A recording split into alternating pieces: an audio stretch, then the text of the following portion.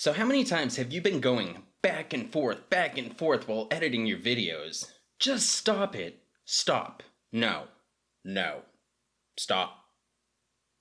In this video, I'm going to cover my video editing workflow and why it's important. So let's get into it. Wait a second, let me introduce myself. My name's Ray, this is Lit with Ray. Welcome to my channel. If this is your first time here, consider subscribing. If it's not your first time here, consider subscribing. I make videos on creativity and technology, so let's get into this. Now we're starting.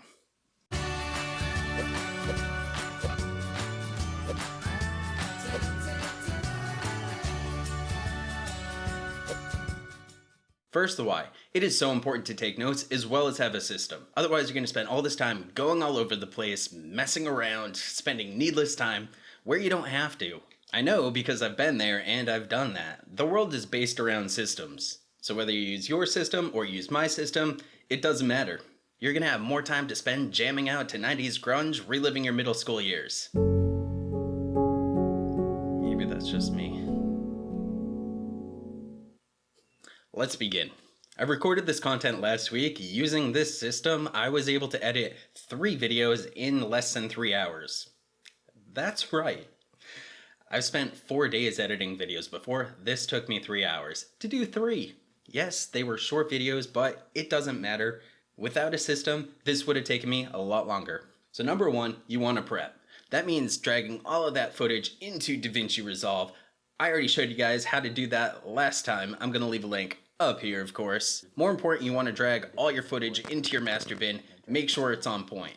You're also going to be importing any music that you have prepared ahead of time. I have a really bad habit sometimes of grabbing my music afterwards and then it just doesn't match the video. So make that a part of your system. Prep your sound work ahead of time.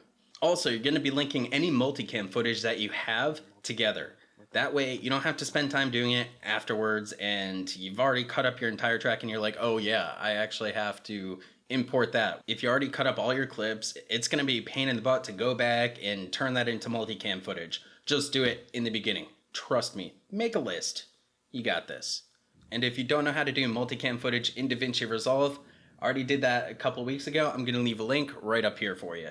The other thing that you want to make sure while you're prepping is that you turn your render cache to smart. And the reason is because you want to make sure that you're caching all of your clips, so that includes any color work or fusion or any of that. That way you don't have to worry about it later on, and it's going to take you less time because it'll be caching in the background while you're working on your edits and while you're doing other stuff as well. So number 2 is going to be your first pass. This is where you're going to go through your content. You're going to cut out any breaks, any parts where you know where you messed up or you repeated yourself or things like that. It's just going to be a lot easier to get that out of the way in the beginning so you don't spend time going over it as you're going through your different passes. You just don't need it. So you're going to start off by dragging your footage onto your timeline. Now there's a couple of different ways to do this. One, you can drag your footage directly onto the timeline, which is how I work. The other is to drag it into your source viewer, which is that black window right up there. And you can do your in and out points from there, but I just feel like the timeline is a lot quicker for me to work on. In the end, it just comes down to your personal preference. Now as you're going along, this is a perfect opportunity to drop in your intro bumper, drop in the name tag, the title at the bottom of the screen that has your name clearly depicted. I'm going to leave mine here again for you. So you want to change your track type for your dialogue to mono. If you're dealing with background music or sound effects, you can leave that in stereo. I also like to rename my tracks and also change the color. Even though every track is on a different line, I like to change the colors of every track because it just makes it easier to differentiate, especially really quickly. Plus that, as much as I love green, I need different colors. I want to change it up a little bit, so yeah. You also want to leave markers for anywhere where you're going to drop in assets or there's certain parts of the video that you need to remember. I like to do this for my chapters especially because it's, it makes it a lot easier when I'm putting this on YouTube to be able to set the time codes and all of that. I have a list, right in front of me. You can also use this time to load your assets into those markers. So for example, any B-roll that you have, loading it on there, perfect opportunity to do it. Number 3 is going to be dealing with Fairlight. More importantly, your sound, because if you're not using Davinci Resolve, you're not going to have Fairlight.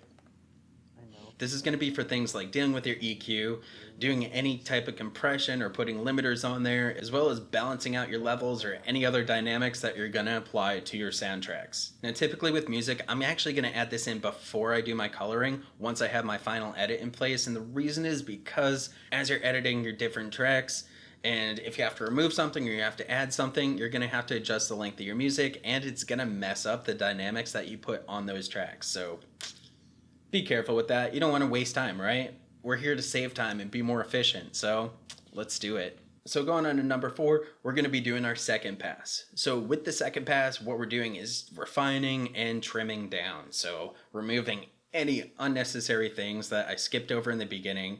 Remember, the beginning was just to get through it quickly so we can shorten what we really knew that we didn't need.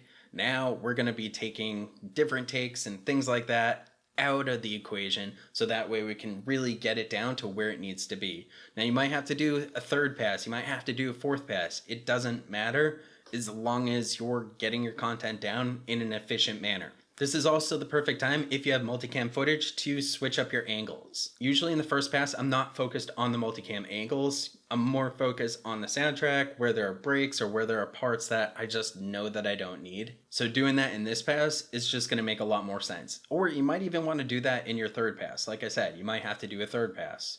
You're also going to be doing any adjustments or dynamics, like zooming into your B-roll or zooming into a particular shot. This is the perfect time to do that. And then finally, during your second or third or fourth, fifth passes, you're going to be doing your final touches in your final edit. This is where you're going to have your final layout for your video. And this is also where you add in your music. If you have music. If you don't have music, then, don't add it in. You're smart. You can figure it out. Moving on to number 5, coloring. This is my favorite thing to do on videos. I absolutely love coloring, and I could spend hours and hours and hours doing it. I have spent hours and hours and hours doing it. In a lot of cases, I was wasting time. Once you have a look set up that you actually like, add it into your power grades. I'm going to be covering power grades in the future in a different video. These things are crazy. They act just like power bins, but for color. So all that hard work that you put in, you just drag it into your power grade and boom. All you have to do at that point is just a couple of minor adjustments and you're good. So with those adjustments, I'm checking my exposure, my color balance, doing any other fine tuning that I have to do, and making sure that I have my vignette window set up. Because sometimes when I drag my power grade in, my vignette's over here when it should be here, lighting up my face and darkening everything else around me. You kind of get the idea.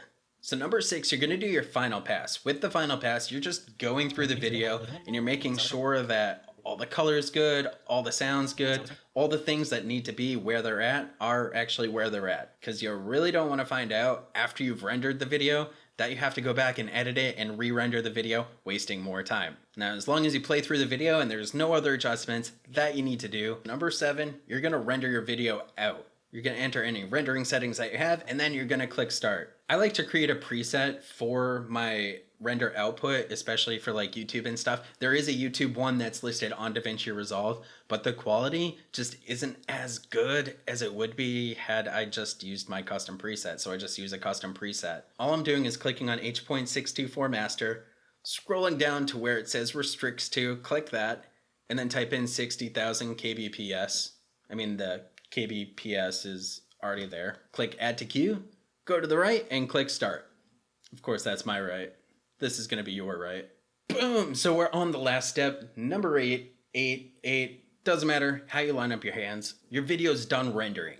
Now it's time to play through the render and make sure everything is on point. Because, even though we went through things the first time before we rendered, you want to go through it again. Mistakes happen, things happen. I've had weird artifacts show up on my final render that I'm just like, what the hell is this? Then I get frustrated, I kick a trash can, I come back, and I don't actually kick a trash can, but you see where I'm going with this. It's frustrating. You want to make sure you catch it before somebody else does when you upload it to YouTube, right? So at that point, you're going to upload to YouTube or Vimeo, or you're going to send it to whoever you were editing the video for. You're just going to do all of that because, it's in the cards. pretty cut and dry at that point. So before I set up a system, I was all over the place. It was a mess. It really was. I would cut a couple of clips, then I would go into the color tab, I would mess around a little bit, things would not match in my color tab, and then I would go back to edit, I would cut a couple of more clips, but my computer was so slow at that point because it was trying to render the color into cache, and it was a total hot mess. So this way is going to work because you're getting all of the important non-system intensive things out of the way first, and then you're going to the system intensive things in like progressive order, because some coloring stuff is going to take a while to render out. Some of your visual effects that you do, especially if you do it in Fusion, they're going to take some time to render out. Then you're actually going to have the rendering process, and then obviously there's the uploading, which has nothing to do with your system as much as it does your ISP. So there you go. So what's your workflow look like? Are you going to be using mine? Let me know down in the comments below how you plan on saving time. Smash that like button, of course, if you got value out of this. If you didn't, well, too bad. Don't forget to hit subscribe, because that's what all the cool kids are doing, and check out some of these fine videos right over here. They're just for you. Until next time, I'll catch you later. Pya!